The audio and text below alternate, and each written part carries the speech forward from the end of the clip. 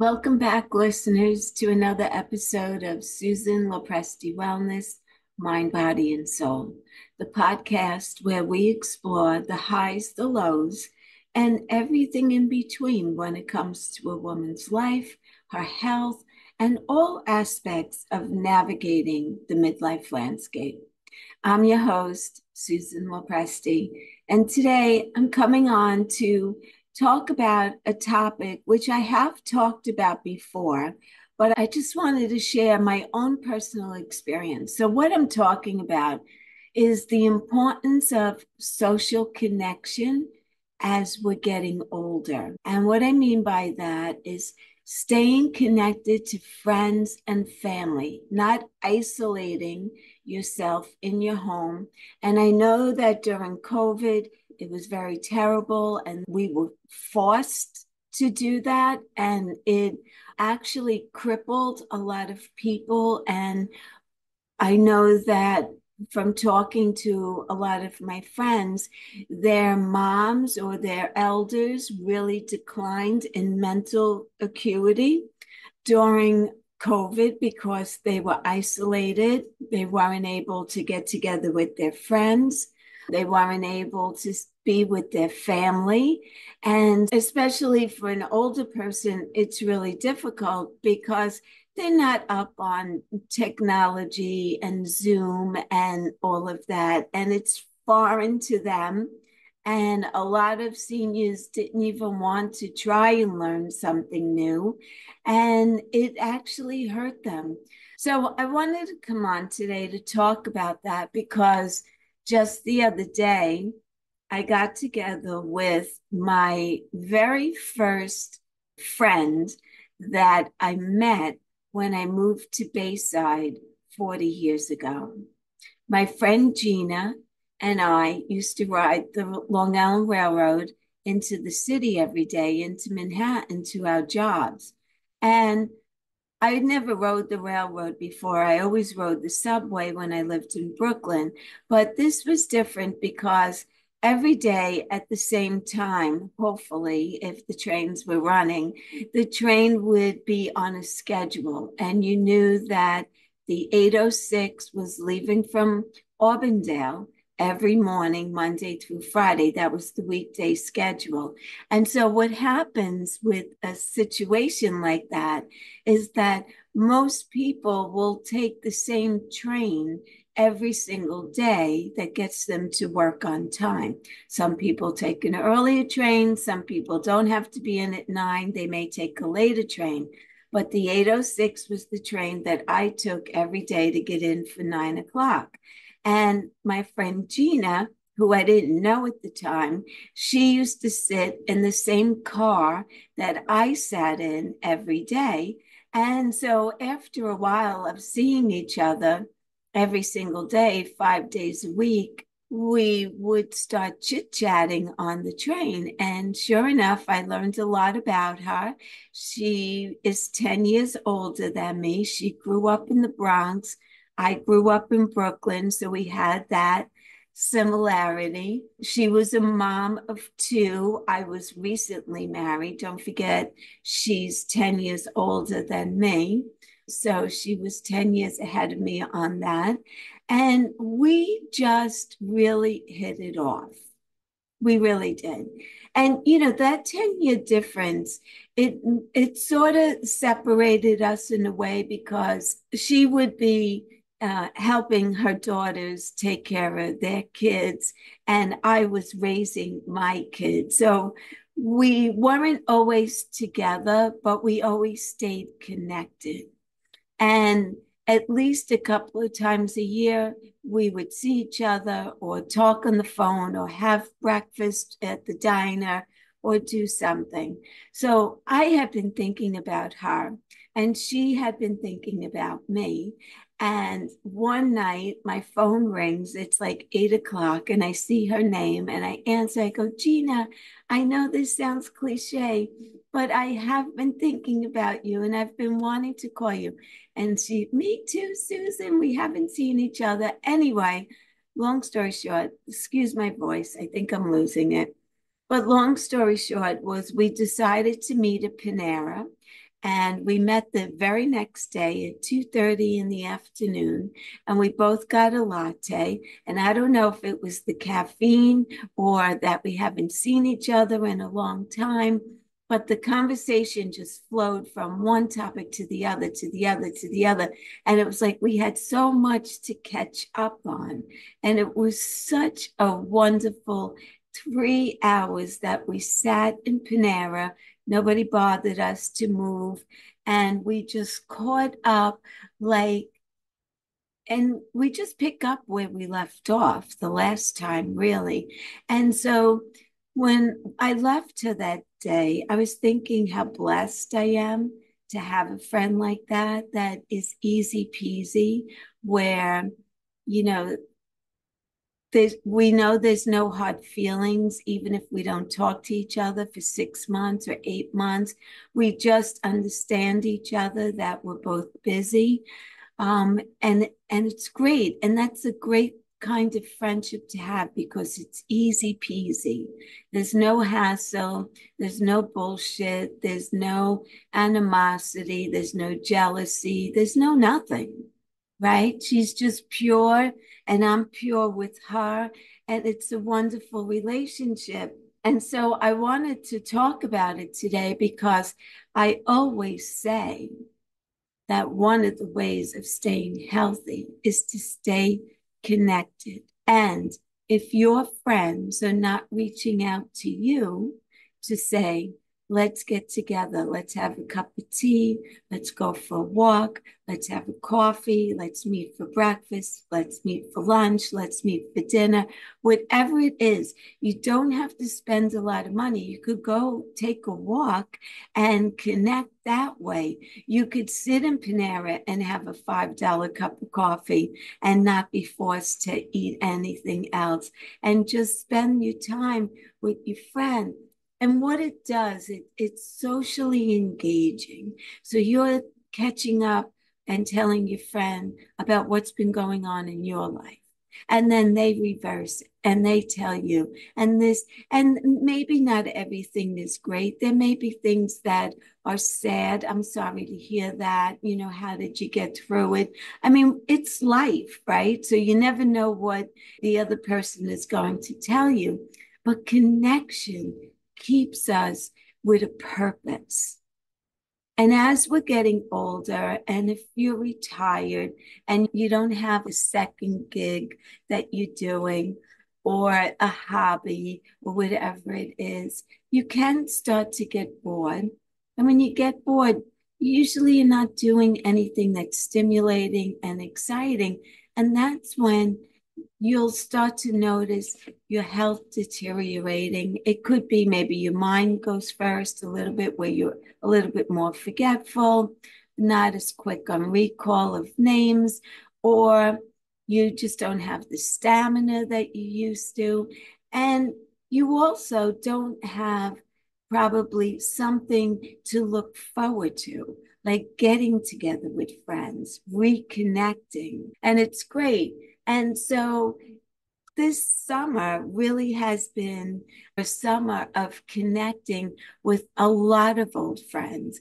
And it started back in July. My high school girlfriends, we always try to get together at least once a year. And one of my friends was generous enough to host this year at her house. Her husband was making brick oven pizzas. They are unbelievable cooks and chefs and hosts. So gracious, so giving, so warm. And it was such a delightful, beautiful day. And not only that, I got to ride to the get together and back with another friend of mine, that we really are so busy that we don't have time to talk all the time. But we were going from Brooklyn to Staten Island. And so we had that time in the car, just the two of us, to catch up on some things until, we got to my friend's house, where there were about 20 of us ladies that graduated the same year. And some we weren't expecting. So that was even more of a blast. And it was such a great day. And when I was driving home, I was still reliving it and laughing at some conversations that I was involved in that was so silly or funny or, just hysterical, just light-hearted fun. And we need that.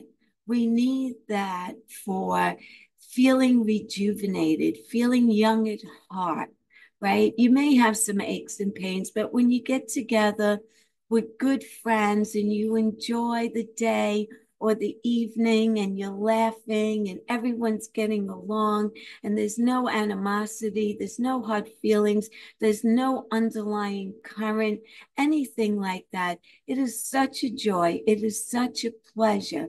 And these are the things that are going to keep you young.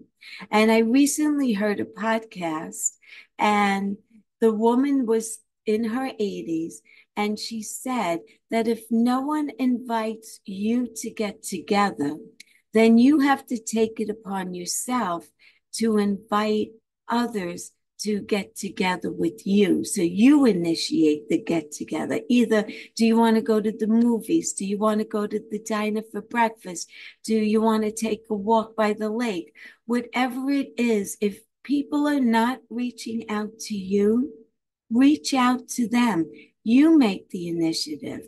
These are the things that keep you looking forward to something, right? When you wake up in the morning and you have no direction and you have no idea what your plan for the day is, you wander around and you waste valuable time doing nonsense stuff instead of having clear cut direction.